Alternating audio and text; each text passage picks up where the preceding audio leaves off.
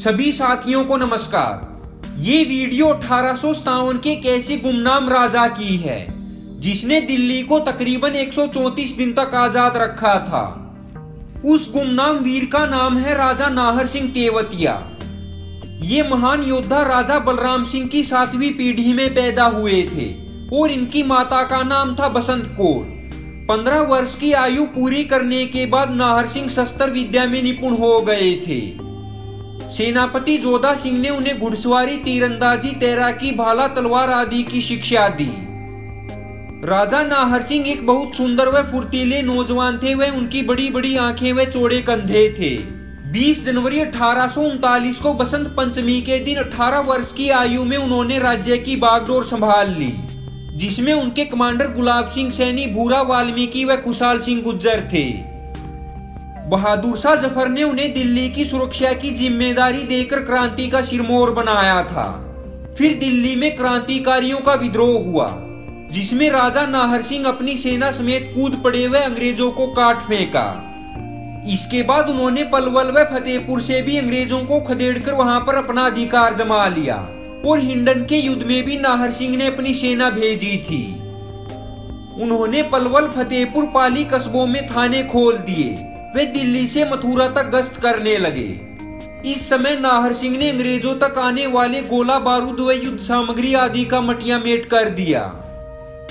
जब अंग्रेजों ने वल्लभगढ़ पर आक्रमण किया, तब वल्लभगढ़ के समीप ही इस युद्ध में इतने अंग्रेज मारे गए थे कि वहां स्थित एक तालाब का रंग अंग्रेजों के खून से लाल हो गया था। तभी से उस तालाब का नाम लाल तालाब पड़ गया। अंग्रेज अधिकारी ने पत्र लिखा था कि वल्लभगढ़ का Naresh iron gate of India बनकर खड़ा हुआ है। जब तक चीन से हमें हथियार ना मिल जाएं, तब तक इस लोहे की दीवार को तोड़ना नामुमकिन है। साथियों, वही हुआ। अंग्रेजों के पास नए आधुनिक हथियार व भारी गोला बारूद पहुंचा और कश्मीरी गेट के पास जबरदस्त खूनी युद्ध चला, लेकिन नाहर सिंह ने उन्हें घुसने ना दिया। दूसरी ओर से भी अंग्रेजों ने आक्रमण किया तो कुछ अंग्रेज सैनिक दिल्ली में घुस गए। बहादुर शाह जफर को भी अपना किला छोड़कर हुमायूं के मकबरे में शरण लेनी पड़ी।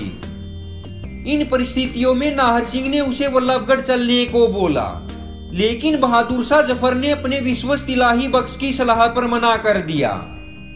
गद्दार इलाही बख्श नीचे नीचे अंग्रेजों से मिला हुआ था।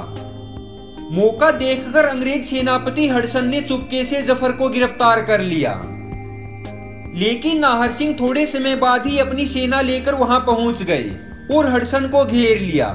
हडसन ने खतरा भांपकर बहादुर शाह जफर को मारने की धमकी दी, जिसके कारण नाहर सिंह को पीछे हटना पड़ा, क्योंकि बूढ़ा जफर क्रांति का मुख्य चेहरा बना हुआ था। उसके मरते ही क्रांतिकारियों के हौसले पस्त हो जाते। दिल्ली को मजबूत करने के बाद अंग्रेजों ने नाहर सिंह से बदला लेने की सोची, लेकिन उन्हें पता था कि नाहर सिंह को सीधी लड़ाई में जीतना बहुत मुश्किल है। इसलिए उन्होंने एक चाल चली।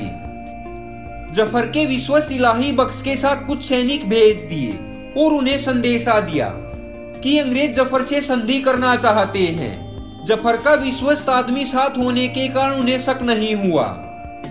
इस मौके पर उनके कमांडर भूरा वाल्मीकि व गुलाब सैनी ने उन्हें मना किया कि ये अंग्रेजों की चाल हो सकती है, लेकिन भोला जाट उनके बहकावे में आ गया और अपने साथ सिर्फ 500 सैनिक लेकर दिल्ली की ओर चल पड़ा।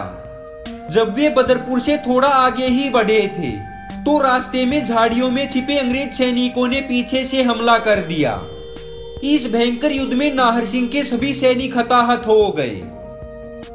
उन्हें और उनके बचे हुए साथियों को मेटकाफ हाउस में रखा गया।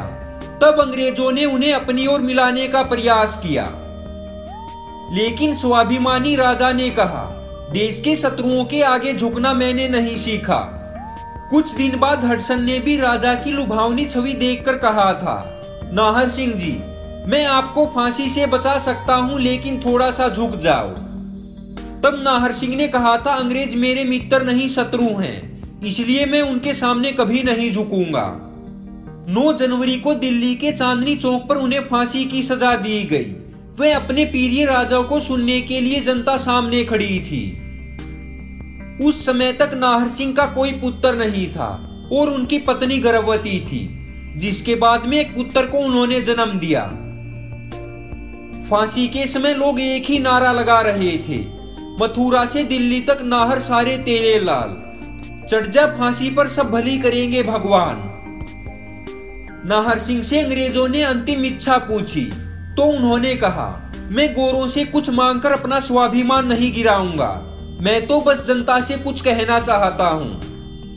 हे मेरे देशवासियों, जो लो मैंने इस क्रांति में जगाई है उसे बुझने मत देना, लाख नाहर सिंह कल फिर पैदा हो जाएंगे। उसके साथ गुलाब सिंह सैनी, भूरा वाल्मीकि व खुशहाल सिंह गुज्जर को 9 जनवरी को फांसी दे दी गई। यदि आपको ये वीडियो अच्छी लगी हो तो सर छोटू राम के चैनल को सब्सक्राइब कीजिए और बेल आइकन पर क्लिक करें ताकि आपको लेटेस्ट वीडियो की नोटिफिकेशन मिलती रहे।